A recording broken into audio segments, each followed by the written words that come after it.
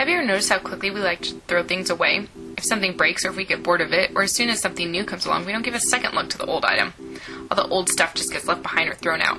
But is there something better we could do with all of our old stuff? Especially when that stuff is big stuff, like buildings. Doesn't it seem like everywhere you look, a new Walmart or Best Buy is going up somewhere? Usually the new big box stores are replacing an old one that they outgrew because they found it cheaper just to build a new one rather than renovate the old. Currently, Walmart Realty has 169 empty buildings for either sale or lease, and that doesn't include the Walmarts owned by other companies. So what happens to all the old buildings? Sometimes they get purchased by another big box company for retail use. A lot of the time they just sit empty. The USA Today reported that since 2002, 1,300 big box stores have been emptied just from the closings of Kmart and Circuit City. What's even scarier is that this is a phenomenon going on everywhere.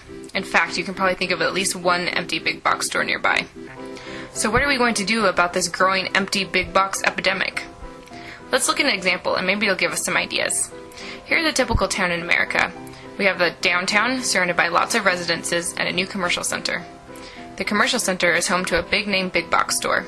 When the store moved in, it attracted a lot of people, and a lot of people attracted even more businesses so that the community had a huge selection of shopping, just what every American town wants. Soon, other people discovered that this was a great place to live, and quickly new housing developments went up. As the population grew, the big box store realized that they needed more retail space. So a new shopping center was built, and other businesses quickly moved in beside the new and improved big box. But what happened to the old center?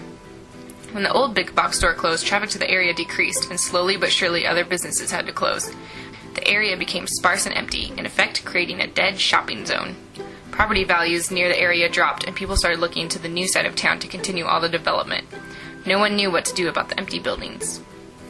Meanwhile, the large increases in houses meant that the local school system was bursting with new students. As the town became more popular, the school board worried that they wouldn't be able to keep up with the growth. The school board needed to build a new school, but with a tight budget, it appeared to be a daunting task. Aha! So here's an idea. What if instead of building a brand new school, the old big box store became a school?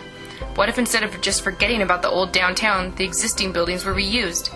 Instead of building on undeveloped land, it could be conserved. Why not stop the sprawl and revitalize the former center of town? If reusing an existing building can make the cost of building a school less expensive, imagine the possibilities for districts throughout the nation.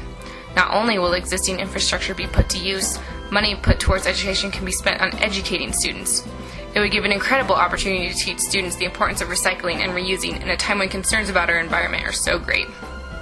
And most importantly, we could learn how to reuse these large structures that keep getting left everywhere. With just a bit of creative thinking, one answer to this big box epidemic may be solved.